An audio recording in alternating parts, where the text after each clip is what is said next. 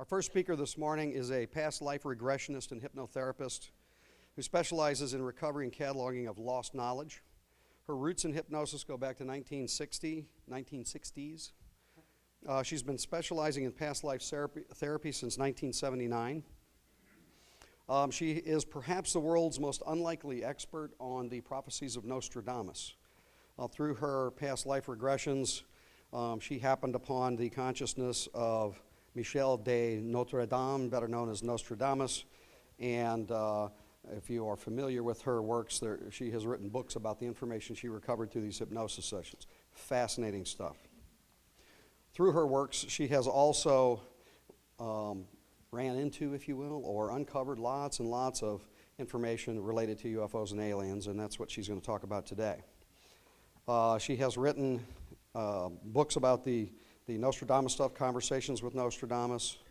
Some of her other books include The Legend of Star Crash, Keepers of the Garden, Legacy from the Stars, A Soul Remembers Hiroshima, They Walked with Jesus, Jesus and the Essenes, and Between Death and Life, and The Custodians, which is very much about UFO and abduction-related information. She has a series of books called The Convoluted Universe, which goes beyond the other stuff. This is all information recovered from therapeutic hypnosis sessions. The book that she's going to speak mainly about today is one of her newer books called The Three Waves of Volunteers in the New Earth. This next page here lists so many places that she's been and so many radio and television shows and so many articles. I'm not going to read this list because you'd rather hear her talk, I'm sure. She has been everywhere and talked about her research all over the place and in all kinds of media. And I am very, very excited to have her here because I think the things that she's going to share with you go down several layers into this phenomenon that we have not really talked about much over the last 50 or 60 years. So join me in welcoming Dolores Cannon.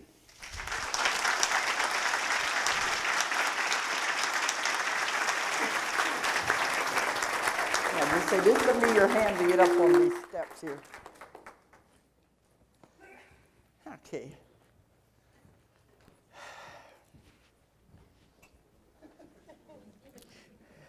Okay. Ooh, boy, do we have to have those bright lights on? This sits back further, too. Forrest, do we have to have these lights so bright? Okay. Maybe I'll get used to it in a few minutes. I'd like to be able to see the audience. Yeah, that's better. Just dim it a little. Otherwise, you're looking at a glare, and you can't even see the faces or anything out there. Okay. Now I can see you. I think that's enough light, don't you? Okay. He was talking about tornadoes at the conference I put on over in Fayetteville every year. 2 years ago, we had a tornado alert. We had to evacuate the whole auditorium right at the, had to stop the speaker and evacuate everybody out of the whole hotel. So let's not hope it doesn't happen here. But you are in Tornado Alley, remember. So anything can happen, but, oh, we got a bubble over this place. Nothing's going to happen here today. Okay. Now, he's only given me, I think, an hour and a half. It's going to be really hard to get all the material that I want to talk about in. I'm going to do my best. But I've got so much, and it's so different than anything you've ever heard, so I'm going to really try to get as much in as I can. I don't know if there's going to be any time for questions. If there is, we'll take them. Otherwise, I'll be here the rest of the conference, and tomorrow they're going to have a forum where they're going to be letting people ask questions. But I have so much, I don't want to stop it and go into that part. This is a little easier. I just came from China. And when you give a lecture over there, it takes a lot longer. You have the translation back and forth. And you're trying to remember or where you were in the lecture so you can continue. This is a lot easier. As I travel all over the world and speak every place on all of my material, I'm just going to give a little brief part about my background where I started. I don't want to go too much into it because there's not going to be enough time. But when I began in the 1960s, then hypnosis was only used for habits, stop smoking, lose weight. So that's where I began. And I got into reincarnation by accident. If anything is ever an accident, in those days, nobody was using hypnosis for past life regression. It just wasn't done because nobody knew anything about it. They didn't know about past lives. Nobody knew anything about metaphysics. There was no New Age. And a lot of these younger kids have a hard time understanding that there was a time when none of this existed. And that's where I started out. They said I'm like a pioneer because when I began, there wasn't any of this. So that way, I didn't have anyone to tell me what you could or couldn't do with hypnosis. I developed my own technique. And that's why my technique in hypnosis is not like any other one out there, because I had to do it and put it together over the last 40 years. Why do I have to do this? Why can't I do something different? Nobody told me you have to do it this way. So I ended up creating my own technique where we are able to get all the knowledge we want. And I don't know, some of you not into metaphysics, you may not understand this, but I found a way to contact the source of all knowledge. It is a huge source. It's the highest source in the universe. And I contact it through my clients. You can have the answer to anything you want to know. It has all knowledge. Also, it's able to do instantaneous healings. That's why my technique developed into the healing. And this is what I'm teaching all over the world now. We can have instant healing of any disease, anything in just one session. And I had to develop it as I went. And that's what I'm teaching now in my classes everywhere. And everyone all over the world, they're getting it, they're understanding it. Even in China.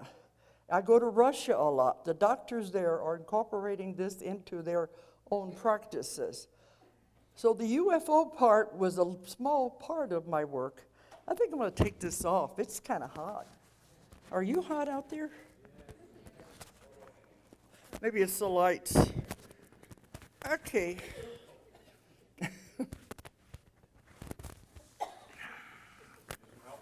Huh? No, I can get it off, but I was just thinking, maybe it's the lights. It's kind of hot. Okay. Yeah, sit up here a while. You don't want to sit here and sweat anyway. Okay. But that's why they say I'm a pioneer in this, because nobody was even doing past life regression. And I know no one is doing the technique that I use with the healings. But over the years that I've been doing this, I've seen thousands and thousands and thousands of clients. They come from all over the world. So all the information I get is based on what I find from my clients. I've been doing the UFO work for 25 years. I've written 4 books on it. And the reason I can get such good information is I don't work in the light levels. Most of the other hypnotists work in the lightest level of trance. There, the conscious mind is extremely active. The conscious mind is out there with all this, oh, you're making it up. It's my imagination. I read it in a book. I saw it in a movie. The conscious mind is sitting there, jabber, jabber, jabber. So especially when you get into the UFO information, it's going to be doing the same thing. So that's not the part I work with. I work in the deepest possible level of trance. It is called the somnambulistic level. At that level, the person doesn't remember anything. We can get past the conscious mind and go direct to the real thing that happened. Now, I'm going to say they a lot, but this is what I call this force that I work with. They said in a UFO experience, it would be the most perfect what do you want to call, the most ideal situation would be that the person not remember anything at all about their experience, because they've been coming since the beginning of time to this earth. They don't want to interfere with a person's life. So the most ideal situation would be that the person not remember anything at all about what they think happened. But with the pollution in the air, the additives to our food, if the person is on any kind of drugs, recreational drugs or medical drugs, or if they're on alcohol, this affects the chemistry of the brain. So if they had a suspected event or something, they are seeing it through this chemistry of the brain in a distorted fashion. This means they're seeing it the way they think it happened, with all the emotion and the fear added in. But it's not really what happened at all. That's the difference. Because if you don't understand something, you're going to bring in fear. Fear is the strongest emotion that a human has. You don't understand something, you make it into something horrible that happened. That's where the other investigators are getting this negativity. They are keeping them in the light levels. Well, in the way I work, I take them past the emotion, past the fear, it's gone. And we go to what really happened. And afterwards, they'll say, well, if that's what happened, I could live with it. But when you have hundreds and hundreds of people giving you the same information, you know it has to be real. They can't make it up because they don't know what I'm looking for. They don't know what I have found. And it's the same story again and again. I've done cases that the other investigators have done where the person will tell me they had this horrible experience and they're afraid to even go out the front door. The aliens are after them and all of that. I do a session with the same client, we get a totally different story. Then they say, okay, I can live with that. See the difference? You push out the conscious mind, the part that I call the stupidest part of the human being is the conscious mind. It thinks it knows everything, wants to be in control, but it doesn't know anything at all. You get past that, you'll find out the real things that happen. So that's where all of my information has come from, by working in the deepest possible level of trance. And that's where we can have the healings too. But the UFO phenomena now in my work is even going further and further than anybody could ever imagine. That's why I'm writing more and more books, because they keep giving me more and more information. But as John Max told me one time, he said, no one will ever be able to understand the UFO phenomena until you understand metaphysics. People try to keep the two separate. They're not. It's all interwoven. It's all the same. So I guess I want to go back. If I tell this story, I'm trying to figure out where to start because there's so much material to get in. Okay. Especially with the 3 waves, because this is what I'm lecturing on all over the world. And people are identifying with this. Even in China, they said, thank goodness, finally somebody is explaining what's happening. And it makes so much sense. So the 3 waves is the most important part we've got right now. And I think you're going to be able to identify with that. But before we get to that part, I'm going to have to go back and set the stage a little. In order to do that, I have to go back to the very beginning. All the way back to the beginning. Where we all came from in the beginning. Because you have to understand that if you're going to understand the role that the ETs play in the whole picture. They're not over here some strange, weird people that are out to hurt you. They get blamed for an awful lot of things they don't have anything to do with. They're not that at all. They're all part. We're all interwoven. We're all connected. So in order to understand that, we're going to have to go back to the very beginning. I have clients that come, and on their list of questions, they always say, I want to know, where did I come from? I said, well, that's easy to answer. We all came from the same place. And they said, no, I mean what my home planet. I said, you don't have a home planet. You have a planet you have lived on in other lifetimes, but that's not your home planet. That's just one of your schools that you attended in this long journey that you're on. But that's not your home. We all began with God. They call him the source. That's where we all started out in the very, very beginning, way, way back. And when we were all with God, or the source, it was wonderful. We were all together, and it was total love. I've had people go back to these times. That's where I get my information. They go back to when they were created and they were living with God. Everything that I talk about, everything I write about, comes from the people I work with. My job is to put it together like a reporter and put it together like a puzzle. But we were all together, and we were happy. It was wonderful. Nobody wanted to leave. When they're there, they just want to stay there. That's where we all began. But God is the one that got curious. He wanted to know more. And this is when it all began. He burst out in all directions. Now, some people call this the Big Bang theory.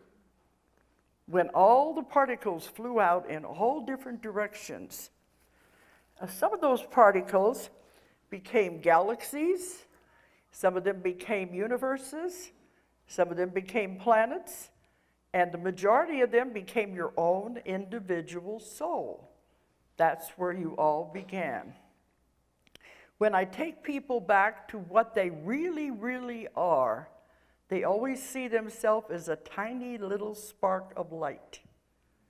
That's what you really are, this tiny little spark of light that flew out whenever it burst out. And when he did this, he said, "Go, my children, and learn. Learn everything. Learn everything that's possible to learn. Have every experience there is to be." That's what life is all about, experiences, lessons. And what did you learn from the experience? We get lost up in the negativity in the experience, not really realizing, what am I supposed to be learning from this whole thing? So he said, go and have all these experiences, learn everything, then come back and share with me. So we started on our journey. And we cannot finish until we graduate and finish everything, then we can return to God, dump all of our information into the gigantic computer, where he sorts through it all over again. But when you start out, you don't just begin on Earth. This is the most difficult planet in the universe to live on. It's the most challenging planet to live on. When you come here, you're getting close to graduation because this is so difficult to live here. You've already been through the easier planets, the easier lifetimes. Now you're really in for a hard one. They say when you volunteer to come to Earth, they're very proud of you because they know you're very, very brave. Because this is not easy. It's the densest, heaviest, lowest planet in the universe. And when they come into the body, they feel that pull. They said, oh, I don't like it here. It's dense, it's heavy. Because this is the hardest one to live on. Out there, especially on the spirit side, it's so light and beautiful. But you all chose to be here. But nobody is ever made to do anything against their will. So, before you come here, you have already had many other lifetimes on other planets, other dimensions. I've had people go back to these lifetimes, even where they would go back to where there were light beings in many other dimensions. Universes where the law of physics is not at all the way it is here. We get to thinking this is all there is. There is so much more. But you've all been through those things. But part of the school system is you're not supposed to remember. And I asked them one time, wouldn't it be easier if we remembered why we were here, if we remembered our connection with our other friends and our family, our contracts that we make? Wouldn't that be easier? They said, no, it wouldn't be a test if you knew the answer. So the memory has to be taken away when you come here. We're the only planet in the universe where the memory is taken away before we come in. The ETs, all the rest of them, they remember their connection to Source. They feel very sorry for us because we have to fight our way back to get the memories back. Because that's what it's all about right now, is getting back to that stage and remembering where we came from. But I got so much information flooding into my brain, so my brain has got to catch up with it now. Okay. But when you come to the Earth School, it's such a difficult school, and it's a long school. You can't get out of it. Once you sign on for the Earth School, you have to stay until you have completed all of the grades and all of the assignments. If you don't learn the lesson, you take it over again. This is where karma comes in. You take the lesson over again the next time because you can't get to the next grade until you complete this grade. You can't go from kindergarten to college. It's impossible. It's a gradual process. And so we're in the middle of all of this, but it's a long school. So when you sign on, they say, well, remember what you're getting into here. This is not going to be easy, but you will really learn a lot.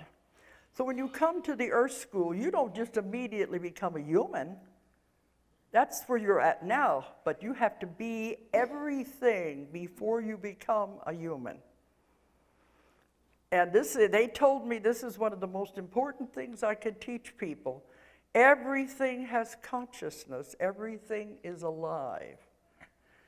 And this will get around to the ETs, believe me, but I want to set the stage first. Everything is alive. Everything has consciousness. So your soul, your spirit, is what goes from different bodies, things, because you are not a body, you have a body. This is the suit of clothes, the costume you're wearing right now for this job right now, this lesson.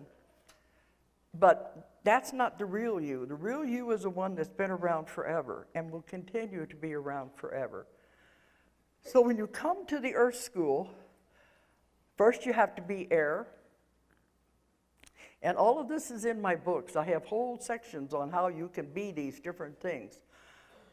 Once you start understanding this, you realize everything is alive. We will treat nature a whole lot better when we realize we're all one. We're all part of everything. But first you have to be part of the air. Then you have to be rocks, dirt. We don't think of those things as being alive. And when I've had many, many people be rocks, and they say, when you're a rock, life is very slow.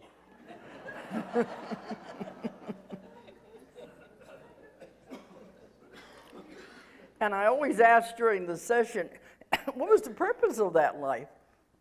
And he said, well, she thinks she doesn't have much freedom now. Remember what it was like when you were a rock. So what I mean, everything you have been, what did you learn from it? Then you have to be plants. You have to know what it's like to be a flower, what it's like to be an ear of corn. And I think it's in one of my Convoluted Universe books. I've got a whole section on these in lives. People have gone back to those kind of lifetimes. And then you have to know what it's like to be animals. What would it be like to be a wolf and run? What would it be like to be a bird and fly? Everything has a lesson. But if you realize this, we would be kinder to our environment. Then, in among all of that, and I don't know how much over your head I'm getting to a lot of you. Maybe you haven't even thought of these things. I'm trying to keep it simple. In between the plants and the animals, you have what are called the little people. The fairies, the gnomes, the leprechauns. And when I go to Ireland, they identify with this a lot. The dryads, they are the nature spirits that take care of nature. You've all been those also. You have to before you get to be the human body.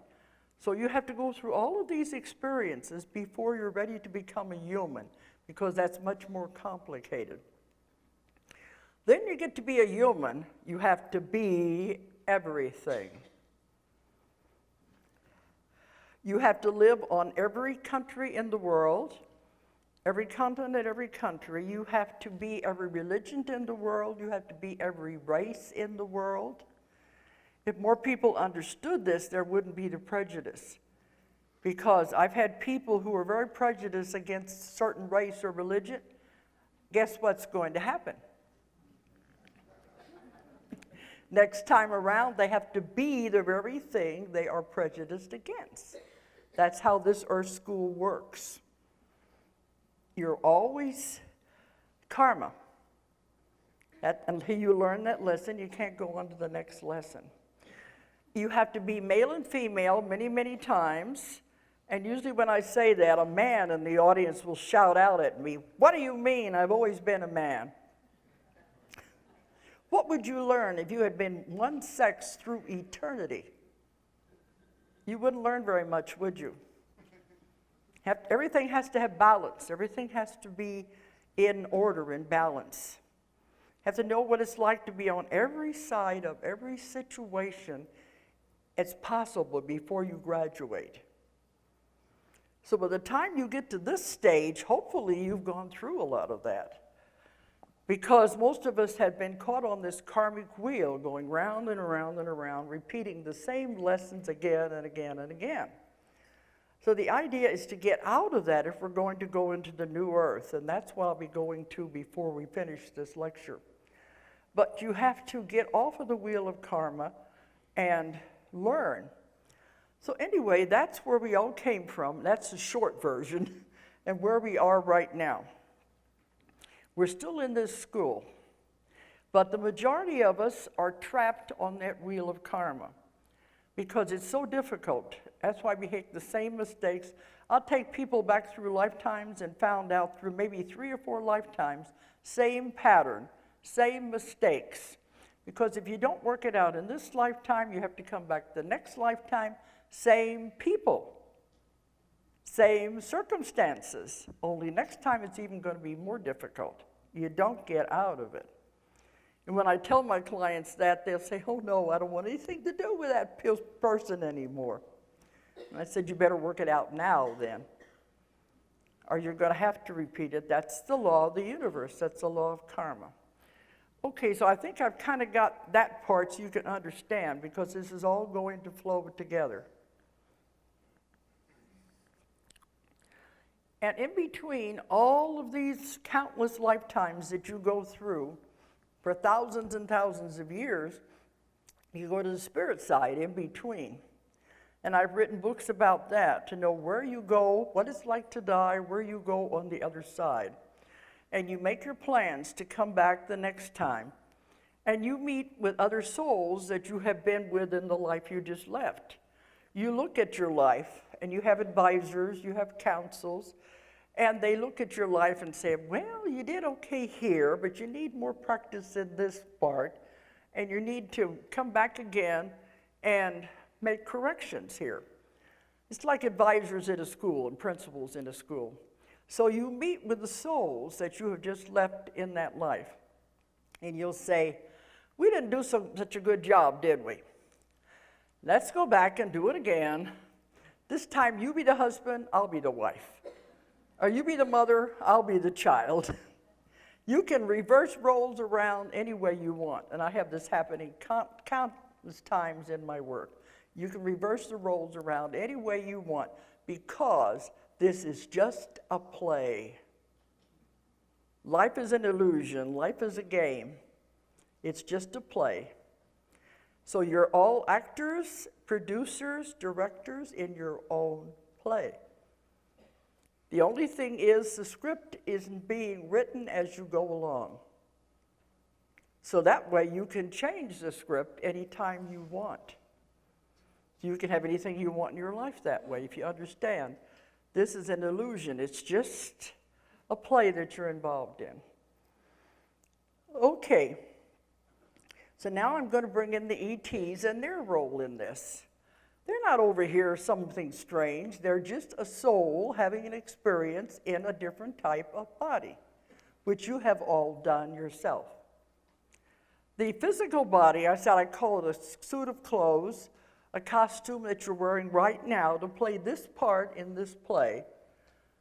It can look like anything, and I've had some pretty strange looking ones too.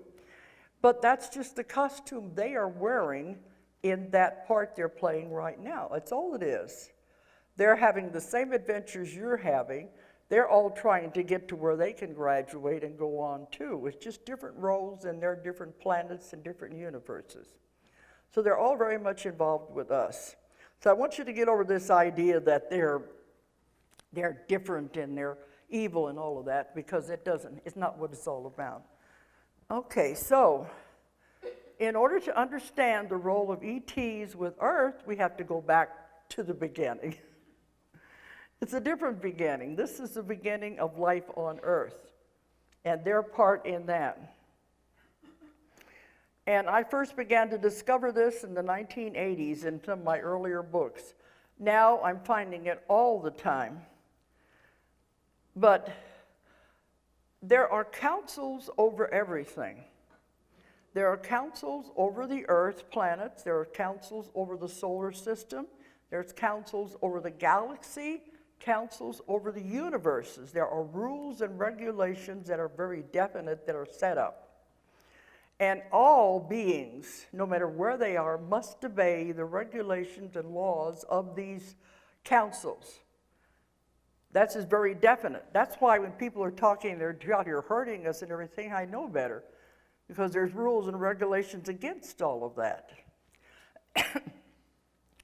So they must all the beings in the universes must abide by these councils' rules. So when life began on Earth, there are beings that are called the Archaic ones. They have been around forever. Their job is to go from planet to planet, creating life on those planets. This is their job. And people always ask me, well, how does God fit in with all of this? Oh, God is very active in this. The ETs are closer to God than we will ever be, because they understand Him, they work with Him. Also, they need Him to stay alive, because they don't consume food the way we do. They live off of light. Many of them, there's many different kinds. They live off of light. So the light is absorbed through their body, through their skin. And I asked them one time, where does the light come from? From the source. So they are closer to Him than we will ever be. But in the very beginning, these Archaic ones, their job was to go from planet to planet, looking for planets that were capable of supporting life. And their job was to introduce life on those planets. And so they said, like with Earth, for instance, we all have records in these councils, in the history books in the council, where they keep track of the history of the planet. So when the planet gets to the point that it can support life, that is a very important time in the history of that planet. And when that happens, especially in the case of Earth, Earth was giving its life charter. That meant now life can begin.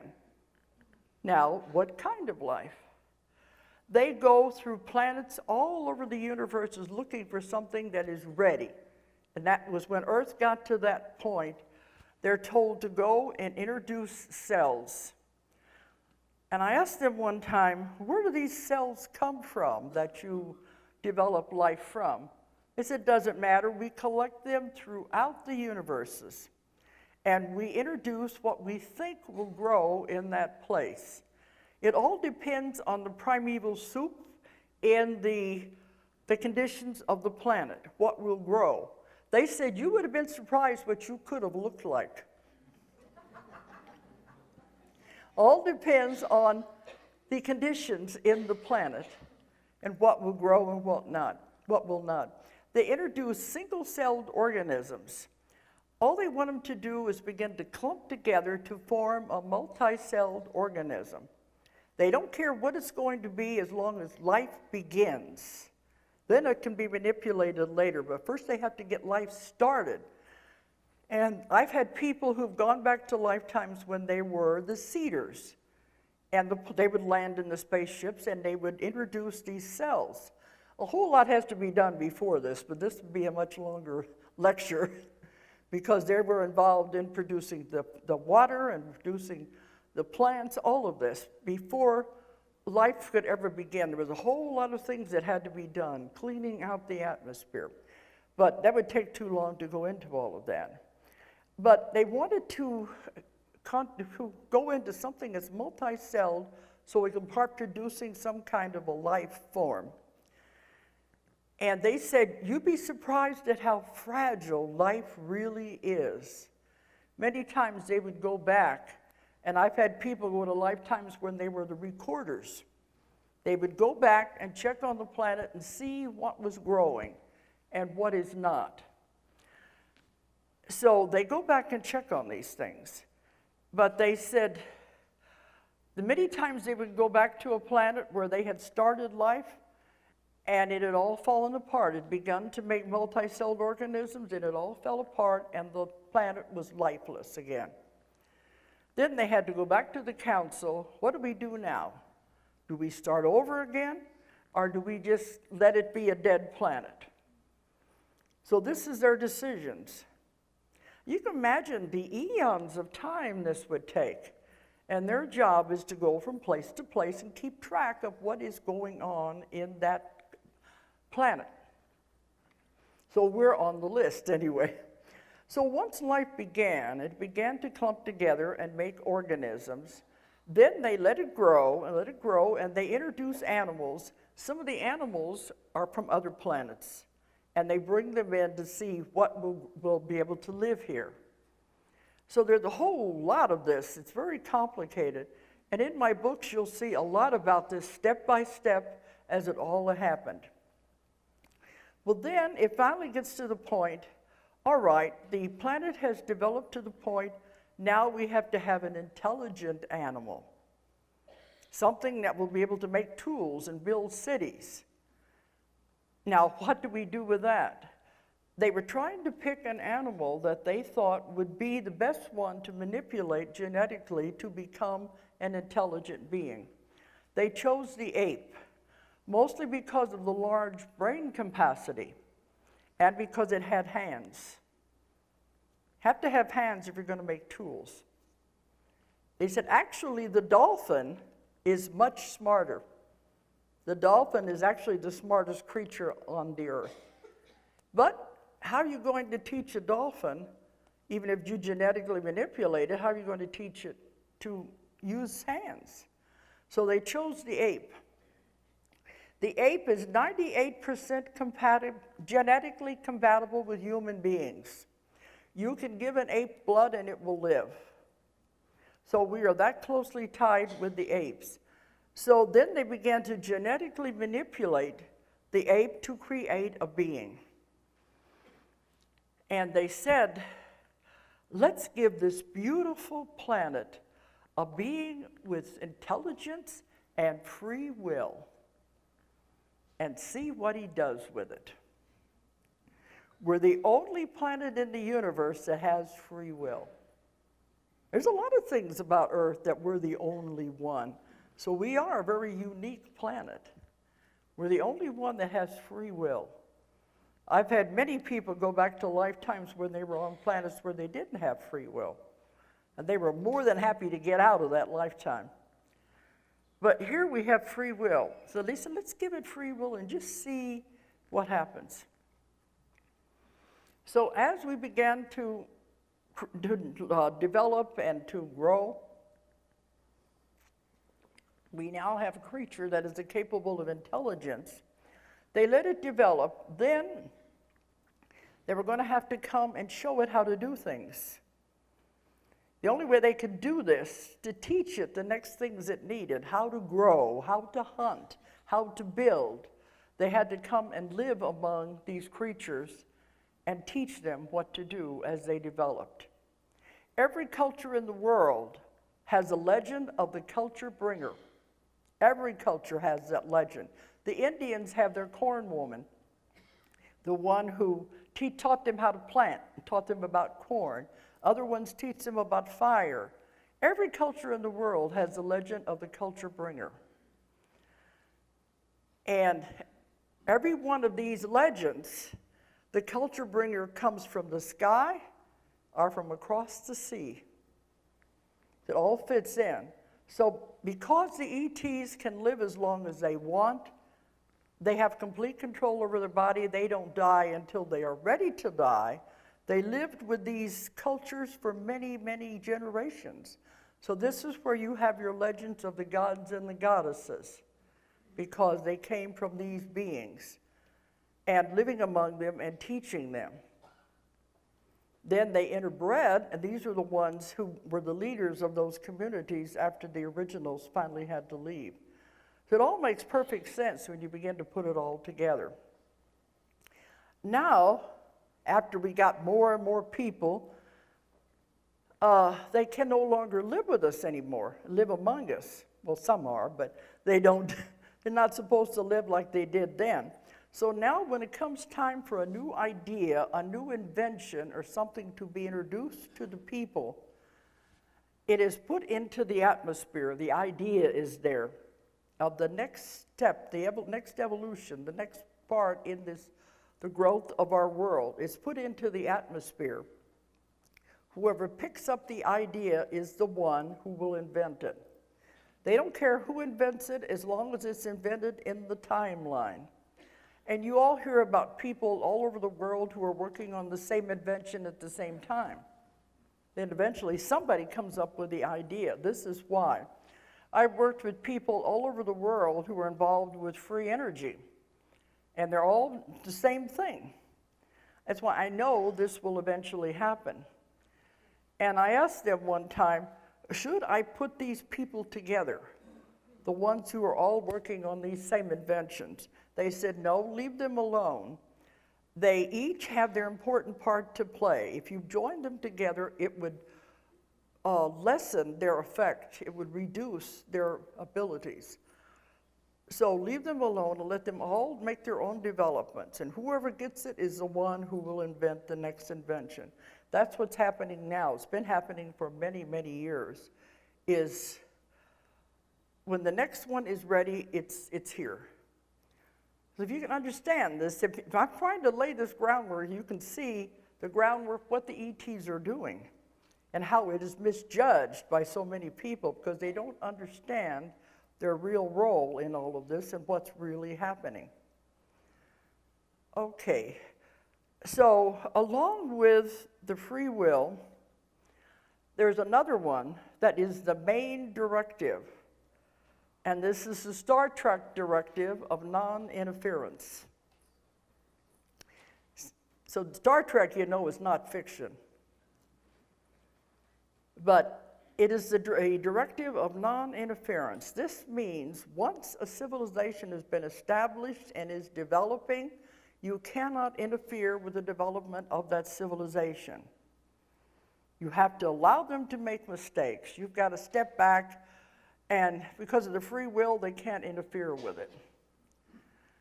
And I asked them one time, well, you're giving them these teaching them how to grow plants, you're teaching them about fire, you're teaching them how to hunt.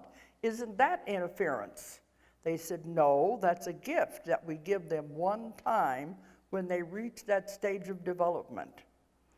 We give them to them one time. Then what they do with it is free will. Many times they will give us something, teach us something, we turn it into a weapon, or you start using it for a negative purpose. All they can do is shake their heads, you know. And I said, well, can't you come back and tell them that's not the way we told you, that's not what you're supposed to be using it for? They said, that's interference. They give it to us one time as a gift. What you do with it is your free will. This is very important because we're the only planet. This is why this is a grand experiment. See if we're going to be able to pull it off. And we've had some pretty bad times, rocky times, that they really were not happy about. Now, the only exception to this rule, the only time they would be allowed to interfere is if we got to the point that we were going to blow up the world. If we were developed enough that we were going to destroy the world, then they would have to step in and stop us. Because if we were to blow up this planet, it would have reverberations throughout the solar system, even throughout the universes and the galaxies. And I said one time, well, you wouldn't think a little bitty planet like this would have that much influence. And we are a little tiny planet. We're isolated over here and quarantined over here in this part of the solar system on purpose. They don't want us influencing the rest of the solar system and the rest of the galaxy. We're quarantined over here.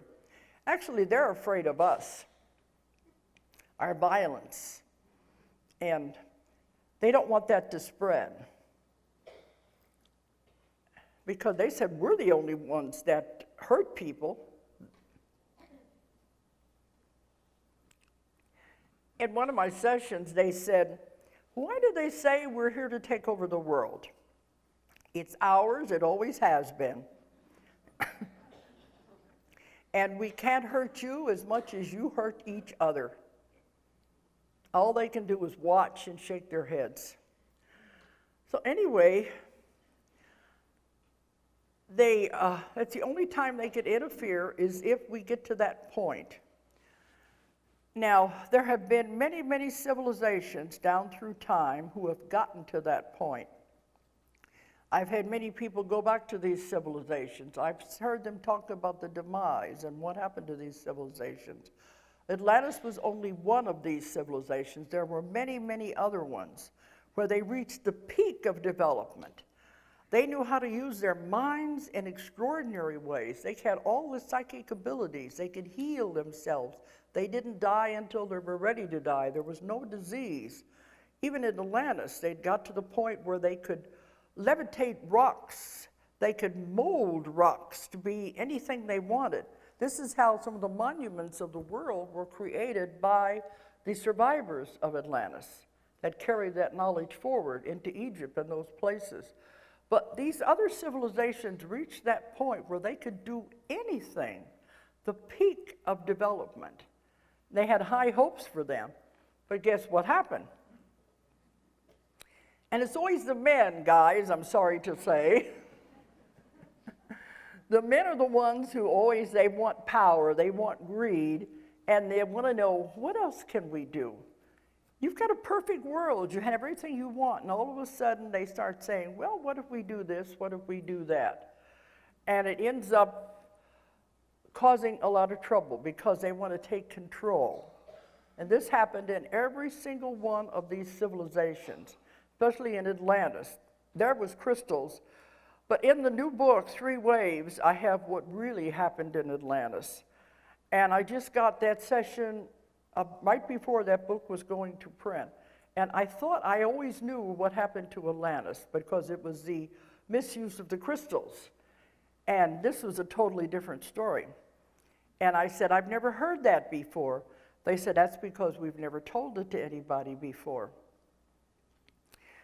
So it gets to the point when they cannot allow it to go any further, they will have to destroy the civilization to keep it from spreading and to keep it from doing damage that will spread throughout the universe.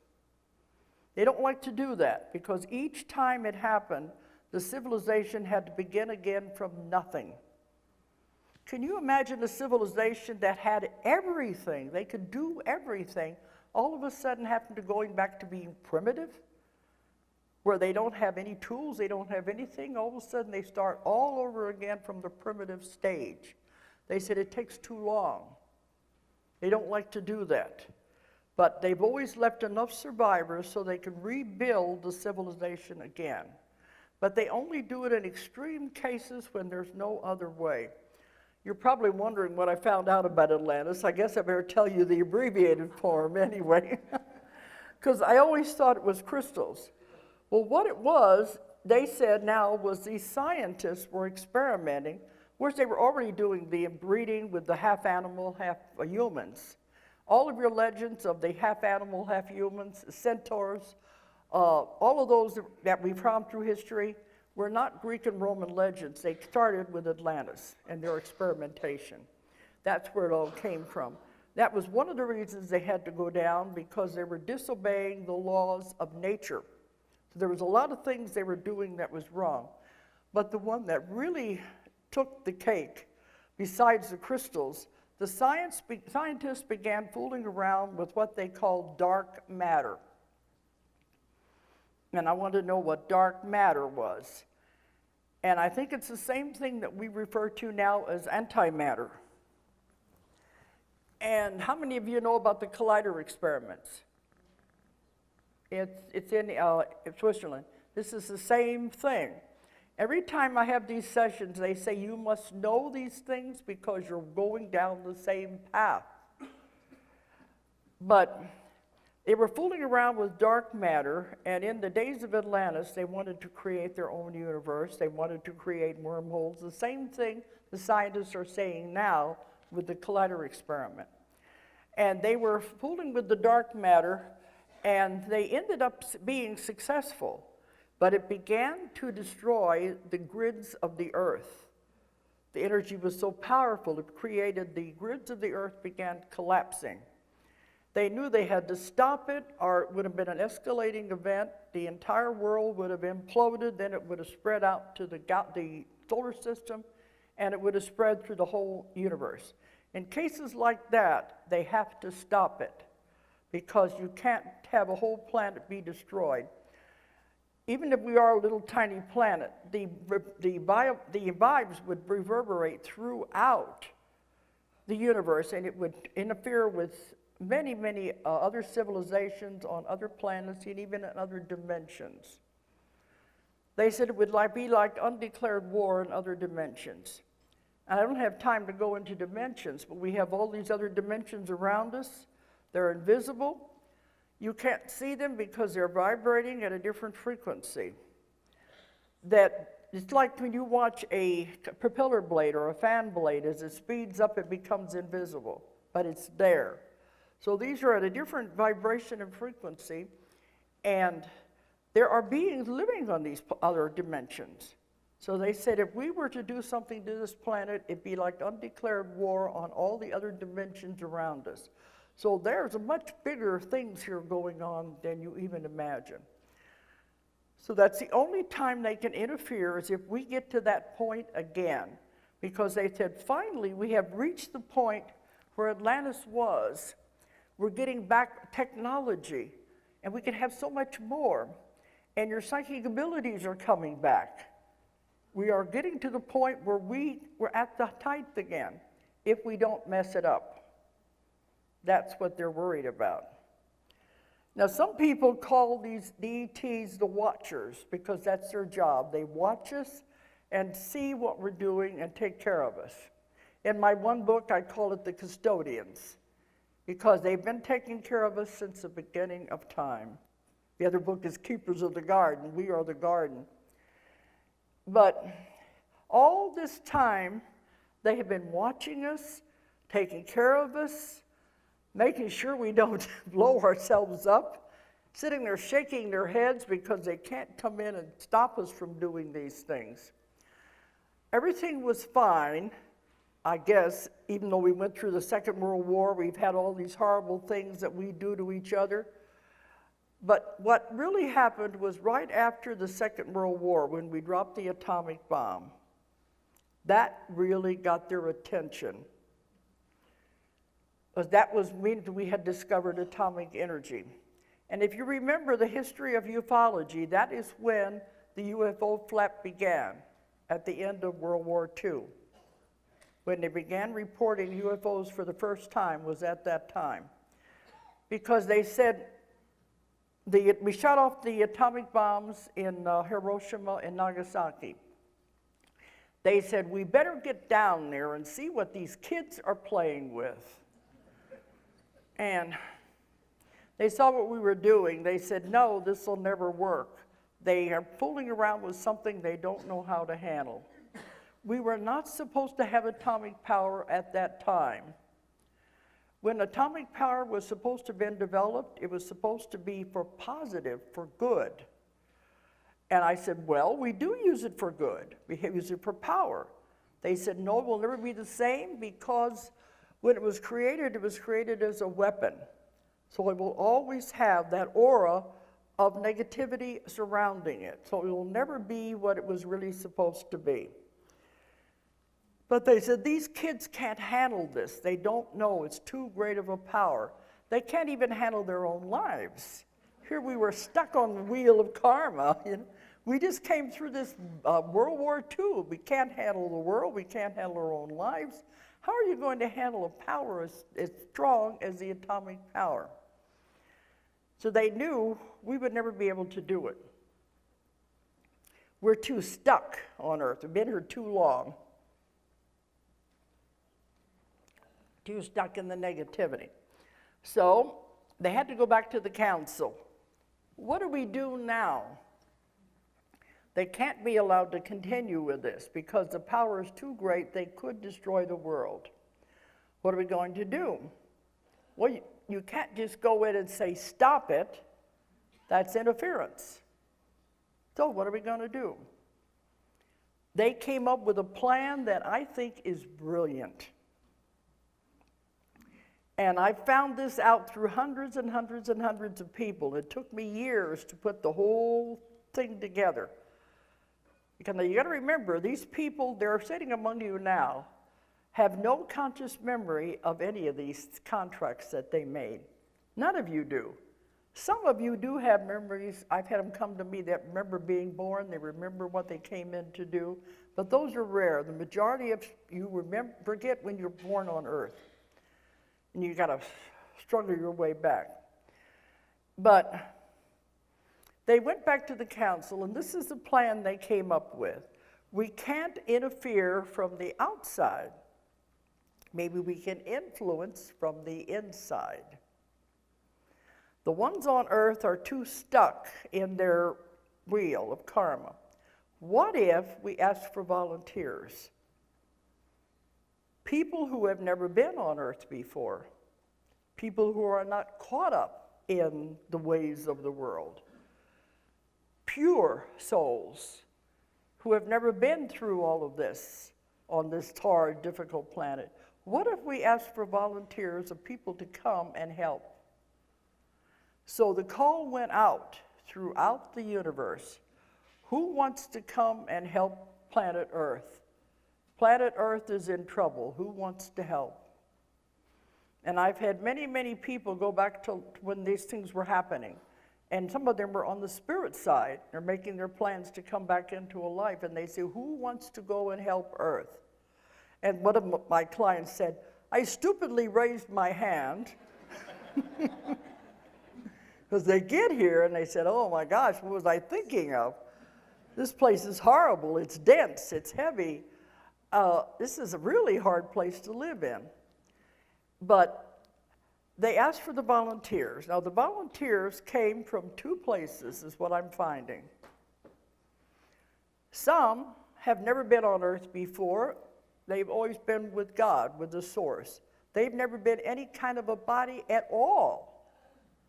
Can you imagine with somebody like that who has never, ever experienced any kind of a life at all, what it'd be like to come into this mess we have on Earth? Can you imagine how hard that would be on some of these souls? But they do it out of love because they want to help. But can you imagine how difficult that would be? Because they go back and they realize the minute when they were allowed to leave the source, I want to go and help. I want to help this planet. Then they get here and oh my gosh, they don't understand anything that's going on here. The other group that I found were ETs who lived, they were living their own life. They were on spaceships. They were living on other planets. They were perfectly happy in their own life. And the call went out and they said, all right, I'll go and help. But then when I get done, I'm coming back to my life here. But they agreed to come and help. So many, many, many of them, and here in this room, are ETs who decided to come into a human body at this most important time in our history. But they don't remember this consciously. I can get into some really heavy metaphysics here, but I don't want to I don't know where this audience is. I don't know how much you know or how much you can take. That's the thing. Trying to keep it simple. It's not your normal UFO talk anyway, okay? All right. Well, since the information I'm getting now is more and more complicated, I'm getting more and more really hard metaphysical information and concepts and theories that nobody's heard of before. They keep giving me more and more. Okay, you are not just this body in this room. You are part of a greater soul that is called facets, shards, however you want to look at it, which means if you want to think like the facets of a diamond, this life is one of these facets. And do you follow me? Or charred. They have different ways of describing it. But also, these other parts are also you. And you're all living these other lives, past, present, and probable futures all at the same time. You can't know about it because it'd be too confusing. You have to focus on this life right now. So you can't focus on these other parts of you. Well, some of these people who are the ETs on the other ships leave their ET body there in a form of suspended animation. Sometimes they're in the chamber, and I've had them go back and check on it every once in a while to see if it's okay. The body is in suspended animation, so when they come here to live a life here, they don't want to stay here. They'll go back to live their life and get back into the body on the spaceship. See, it's a little way out, but can you follow me? Okay, because they don't want to be here. Now, these three waves, when they come in, the first and second waves especially are surrounded with like a sheath or a covering to keep them from accumulating karma. Because they don't want to be here. They don't want to stay here. Do their job and get out. But karma will hold them. It will trap them into the wheel and they'll be forced to keep returning. So these people, like these other ETs, they come and do their job, don't accumulate karma, and then they can leave and go back. Okay, now, I'm going to go into the three waves in a minute, but consider this ET energy is so different than the normal human energy, where we have had many, many lifetimes. It's a different energy altogether. So when that type of a soul comes into a human body, into the fetus, it is very difficult to adapt because the energy is too strange. You understand what I mean? It's too different. Many times the mother will have up to 3 miscarriages because the energy is too strong for the mother's body. In that case, the ETs have to help adapt the mother's energy of the body so it can carry a fetus of this type. And that takes a lot of work. And sometimes when the ET energy comes into the fetus, only a portion will come in at the beginning when it's born because it's too strong. And it may be 3 or 4 years before another part of the energy is brought in. I've had some of my cases where they're 8, 9, 10 is a crucial year, it seems to be. They'll remember something happening to them when they're about 10 years old. This is about the time the full energy is allowed to come into the body of the child. Now, the ETs are checking on all of this. They have to check the body and make sure it can handle this and adapt to it and make corrections. Can you begin to see now what are you calling abductions, visitations? It's just they are checking on their own people. How hard is that to realize? They're checking their own people that they've let come here. They don't want anything to happen to them. So they are checking the energy. How is it adapting? And they take them on spaceships sometimes. Sometimes things can be done in their room. But they have machines that will upgrade the energy so it can further adapt to the body it's entering, so that it can adjust to the new body. This may go on for years, and they're also checking that body to make sure it's not going to get sick, not going to have any problems. This is where you're having the upgrades of the body, and they're constantly monitoring the body to make sure there's no disease, and they're taking care of their own people. you start realizing this, everybody starts thinking they're hurting everybody. This is what I mean. I remove that conscious mind that has the fear in there. You see what's really going on. They're helping us. And it's very difficult. Now, okay, now I'm going to go into the 3 waves. I've done this enough that I've been kind of putting it into ages. My daughter says she thinks I'm being a little too strict on the age groups, but this is about the best I can do.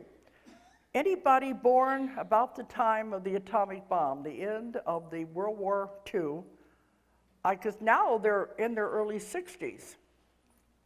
Not anybody, but the ones in this program. Sometimes after a lecture, somebody will say, how can I get in this program? I don't have any control over that. But they are the first wave, the first ones that come in, were about now in their 60s, but figure 40s, 50s, 60s. But they're the ones that had the hardest time of all adjusting, the first wave. Now, when they came in, they don't want to be here. They don't like it here. They don't like the violence. They don't understand the violence. Why do people have to hurt each other? And strong emotions frighten them. This also goes over into the second wave because they don't understand it. They've never experienced it. They don't understand love, hate, even strong love. Hate, fear, even strong love. The emotions are so strong they can't handle it. They don't understand it. So it frightens them. And many of these first wave, they're always saying, I want to go home. I don't like it here. I don't know where home is. I know it's just not here. I get emails from all over the world, hundreds and hundreds of emails, people telling me, I don't want to be here. I don't like it here. I want to go home. One of them told me he was a little boy. Remember being a little boy in the kitchen talking to his mother saying, Mommy, I want to go home. And she's saying, well, you are home. And she said, no, I'm not. But some of you are going to identify with this, because all over the world now, even in China, they said they know what I'm talking about. People would come up to me later and say, finally, I thought I was the only one in the world that had these feelings. Now I know there's many, many more like me. But it's the feeling of not wanting to be here, wanting to go home. And many of this first wave try to commit suicide. They're so desperate to get out. They just don't want to be here. And these are the ones I have to work with. The second wave would be, some of these ages kind of overlap, but let's figure 40s, 30s, even into the 20s, that age group. The second wave had it easier. I asked them one time, why did the first wave have it so hard? They said, because somebody had to be the trailblazer, somebody had to be the pioneer, somebody had to be the first. And the second wave follows in their footsteps, so they have it a little easier. The second wave have it easier. They have what I call antennas, generators, transmitters, channelers. They're here to channel energy. And the energy is to help us as we go into the new earth. The energy is very strong. They can walk through a mall full of people and their energy will affect everybody they come into contact with and they don't even know it. That's what they're here for, was helping going into the new earth, is generating this wonderful energy. And they've come to me and they'll say, well, what am I supposed to do? They want to know, what am I supposed to do with my life? You know, what am I supposed to do? And they're told, you don't have to do anything. All you have to do is be. And they said, but I want to do something. You are doing something by being. Just here to generate the energy. Now, the irony of this is that even though they're supposed to be working with people and being around people, they don't like people. They said they'd much rather be by themselves. They usually work out of their home. They don't want to be around other people. Some of them don't have any families. Many of the first and second wave don't want to have children because they say children create karma. So they'd rather just live alone. I've had some where the husband and wife have managed to find each other, and they're both first or second waves, and they get along very well. But they don't like people. But if they realize this is their job, they have to mix with people, and their energy is helping. Now, the third wave is the children. That's the new children. They're the hope of the world. All of the DNA in all of your bodies is being changed as we go into the new earth. Has to be to adapt. These children are coming in with the DNA already in place. And they said, you should not put these children on no medication, Ritalin, none of that. That dampens their abilities. They are the hope of the world. I saw something on the news channel one morning. I'm glad I saw it, where the scientists and doctors were discussing the ADHD with the children. They said, we have now discovered 300 million children have been misdiagnosed and put on medicine they didn't need. And I always suspected that. And they said, we should have knew something was going on. How could such an increase happen in only 20 years? We should have known something wasn't right here. Something else is going on. And they said the same thing I say. The kids are just bored. They told, I speak at lectures at conferences that have to do with they're educating the educators and about the new children. And they told me to tell them, give them challenges, give them something to do. They're just bored. Even the kids themselves say, well, we learn it so fast, we know it. Why do they keep repeating it, repeating it, repeating it? We get it the first time. So give these kids something else to do, even if you just give them something to tear apart and put back together. You're keeping their minds active. If you have to separate them, give them another assignment if you're a teacher. You see what I mean? It's just, they are the ones, they're so far advanced. At one of my classes I just gave, I think it was in LA, I had a man that was in the class in a wheelchair. Funny thing is, he's one of the happiest people you would meet. But he said, I think he's maybe first wave, and definitely second wave, but he was all his life, he didn't want to be here, he hated it here, and he kept trying to commit suicide. And he kept saying, it wasn't that bad, I just didn't want to be here. And he tried several ways to kill himself. Once he said he even jumped off of a building. Nothing worked. I said, because you weren't supposed to. Well, he was in his 30s. He said he took a gun and he pointed at him. He was going to shoot himself, and he heard this loud voice say, no. And he asked me later, what was that voice? And I said, you mean you don't know what that voice was? Your guides, are saying, no, don't do it. He shot himself. He severed his spinal cord. So we didn't kill him, but he made him into a paraplegic. That's what he was telling me. All of these things I was trying to escape from, I had to face anyway. I said, yeah, and then you put all this other stuff on top of it, made it more difficult. Well, he didn't get out of it. But he's really happy. He says, it's okay, I've adjusted to it. So a lot of them, they just want out so bad. If they just realize you're here for a purpose, you're here for a reason. And you wouldn't believe the calls, the emails at my lectures. People, there's a lot of you, and I know there's many of you here in the audience are going to say the same thing. I'm one. They come up to me and say, I think I'm first wave, I think I'm second wave. It resonates with them, and now they know they're here for a reason. Okay, the reason you're here, I got 15 more minutes anyway, is the new earth. We're headed for the new earth. Everybody keeps saying 2012, what's going to happen in 2012? It is not the end of the world. I don't care what that stupid movie was about. It is not the end of the world.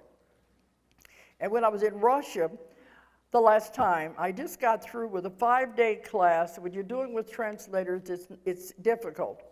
I was almost done at the end. I thought we were finished, and one of the ones in the class said, please tell us about 2012. And I said, no, I'm tired. I want to quit here.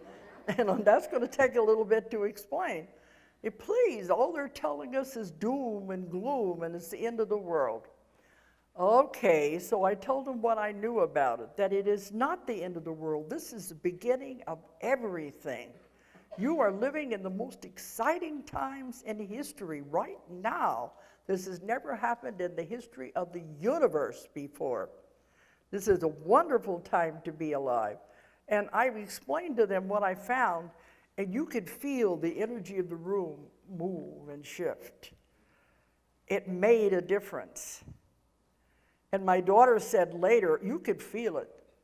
People who hadn't smiled during the whole class were smiling. And my daughter said later, we affected the energy in that room. Can you feel it? I feel it now. Can you feel it? We affected the energy in that room. That affected the energy in Moscow, which affected the energy in Russia. You have a bigger effect than you think you do. But what is happening, it is not the end of the world. December the 21st is going to come and go, and there won't be any difference at all. You won't even notice anything is happening.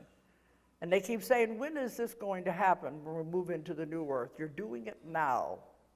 You're in the middle of it right now. You don't have to wait until December. You're in the middle of it now. It began about 2003, and it's been gradually increasing. What's happening is the earth is a living being. You know that. The earth is a living being. Everything is alive. The earth is going into its next incarnation. It also has incarnations just like people. It just takes it longer. It's going into its next incarnation. This means it's shifting into another dimension. It's changing its vibrations and its frequencies as it moves into another dimension. Now, when this happens, and this is very hard to explain. I've got it in the book as best I can get it. But it's very hard to visualize it because it's something we can't understand. But it's like the earth is splitting. The old earth and the new earth. The old earth is where all the violence is, all the violent weather, the tsunamis, the earthquakes, all of this is as the earth is pulling away and separating. That's left with the old earth. The new earth is where it's going to be beautiful and wonderful, and we're in it now. In the Bible, in the book of Revelation, is when they talk about the new heaven and the new earth, that's what they mean. And when some are taken and some are left, and you're sleeping with somebody and one is gone and one is left, and you're working with somebody and somebody is taken, this is what they mean. The only thing is when St. John wrote that, had that vision on the Isle of Pathos, he didn't realize it was going to be over 2,000 years before it happened. So that's what he saw. But the vibrations and frequencies are changing. And it doesn't just mean boom and we're there. It's a gradual process. Now, if we want to go with it, the earth does not care if we go or not. Doesn't care if the human race goes with it or not, believe me. We're like fleas on a dog. But just as soon we didn't go with it. But if you want to go with it, your vibration and frequency also has to change to match the earth as it goes. This has been happening since about 2003. And many of you, and I'm going to go into the physical effects since 2003 that the body is experiencing as it happens. You can't change the frequency and vibration of the human body that fast. It would destroy the body. So it has to be done gradually. And that's what's happening. It's gradual. Now, in the last few months, if you're aware of it, you'll notice all of a sudden it's taken a jerk as it is moving faster. February, there was a big jump. Some of you may have felt it in your bodies at that time. But it has to be gradual, it has to be slow, or the body would disintegrate. It couldn't handle it. But people have asked me, do I have to die to go to the new earth? No. You take your physical body with you, but you won't even know anything is happening. After we're over there for a while, they said we will eventually turn into light bodies. But at first, it's just our bodies. But you'll begin to notice things are different. Things are better. Things aren't as bad as they used to be. Then you'll know something is really going on. You become more aware of what it is, especially if you start feeling it in your body and the events around you, that it is happening and is speeding up. You know time is speeding up, don't you? When I wrote this one book, they told me we were living 16-hour days instead of 24-hour days. Didn't matter what the clock said. Now they're saying it's 12-hour days. Doesn't matter what the clock says. And you know, time seems to be just going so fast anyway. First thing you know, the day's gone, the week's gone, the month's gone, because time is speeded up. And the scientists have been able to prove this. And in one of the books I give the group that approved that we are living faster, the time is speeding up. Okay, so the body is going to feel this, and many of you may have already having these symptoms. The older generation are the ones that will feel it more. The younger generation won't feel it at all because they're coming in with everything already in place. It's the ones in the middle that have the more difficulty adapting as to the changes. Now, these symptoms don't happen all at once. You may have one for a few days, and then it'll go away, and then you may have another one later in the week.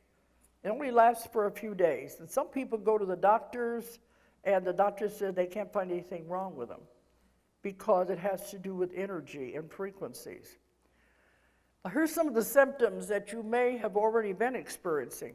High blood pressure, heart palpitations, you know, where the heart begins to beat too fast and erratically. Muscle aches and pains. Depression is a biggie. And dizziness. Sometimes, I can feel it whenever it takes a sudden shift. You may have a day or so where you're dizzy, as this is a body adapting. And another one is body aches and pains. Ringing in the ears is another way the body is adjusting to the energy. So you've got the high blood pressure, heart palpitations, dizziness, depression, joint aches and pains, and maybe the ringing in the ears.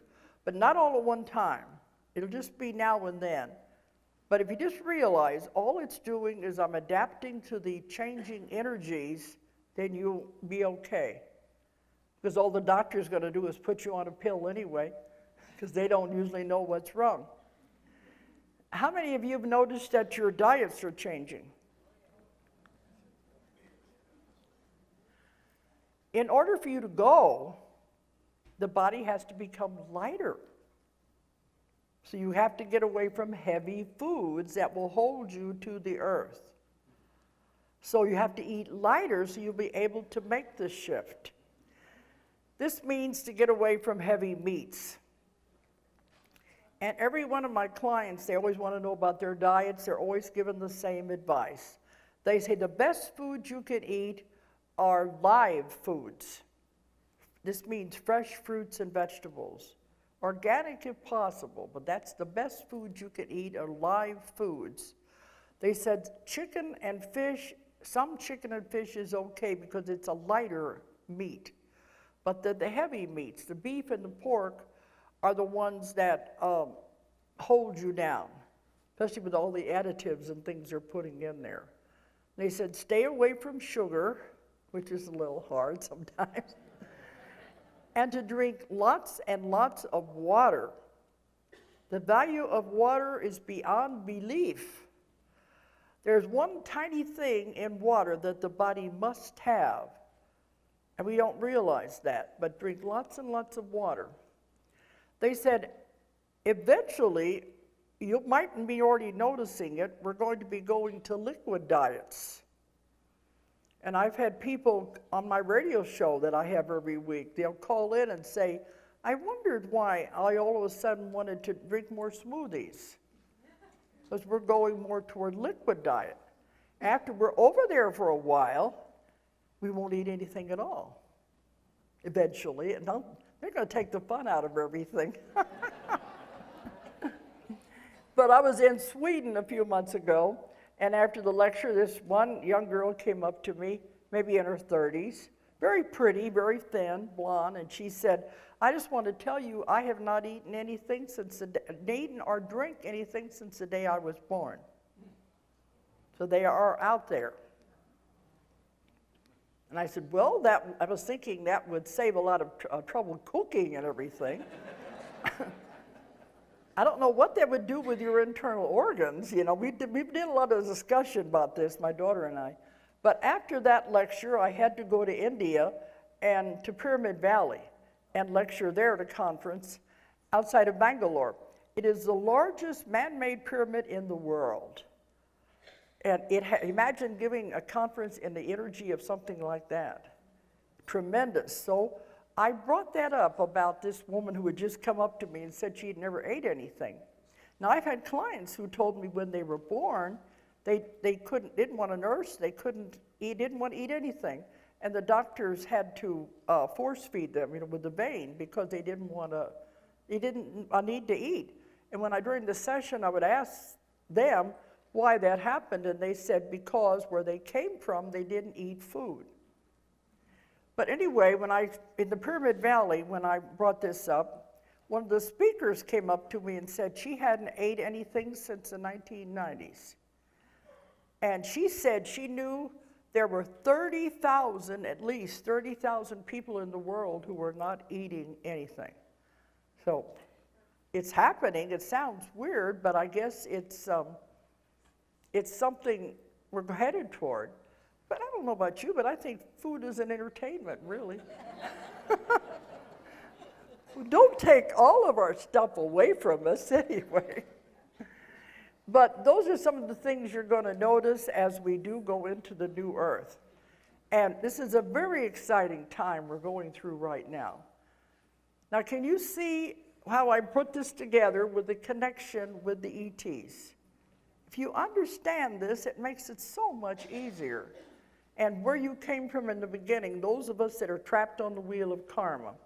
Now, those of you who are on the wheel of karma, like the majority of us, if you want to go, and I've only got a few more minutes here. I don't know what that clock down there doesn't make any sense anyway. Okay, if you want to go, you can't go as long as you're trapped on the wheel of karma, because that's a law of the universe. You must return and repay the karma.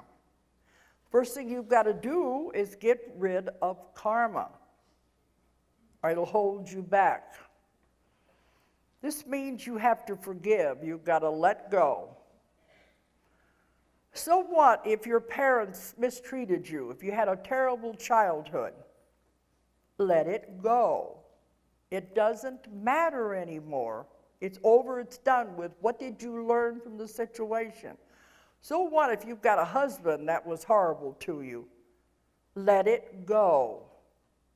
You carry it around, I said earlier, you're going to have to come back with the same people and do it all over again with the same people. He's coming. I'm on the last part. I'm finishing. Okay. Okay. But you have to come back and do it again anyway, so you've got to let it go, forgive them. It doesn't matter. You've got a wonderful future ahead of you that you have to move into. So what I tell people to do, now when you do this, you've got to really mean it. But we made contracts with these people to come back and be with them again. Visualize the person in your mind, their face. Doesn't matter if they're dead or not, because it's very difficult to go to that person and tell them this face to face. But you can do this mentally. even if they have died. See that person's face in your mind, and you say to them, we tried, we really tried, it didn't work. I'm tearing up the contract. You understand what I mean about the contract? Tearing up the contract, and see yourself tearing up the contract and throwing it away. Now you say, I forgive you, I release you, I let you go. You go your way with love, I go my way. We don't need to be connected anymore at all. You have to mean it. And this is the way you get rid of the old karma. Then you have to forgive yourself. None of this is easy, but it's got to be done. Takes two people, remember. Forgive yourself, and then you'll be off of the wheel of karma. The other thing you've got to do if you want to go, let go of fear. Fear holds you to the old earth. Fear is not real. Fear is an illusion. Fear is for entertainment purposes only.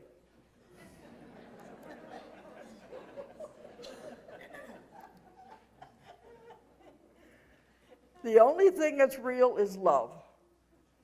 So if you can go into this, you'll be fine. You'll be going into the new earth, and we're going to have a wonderful, wonderful future.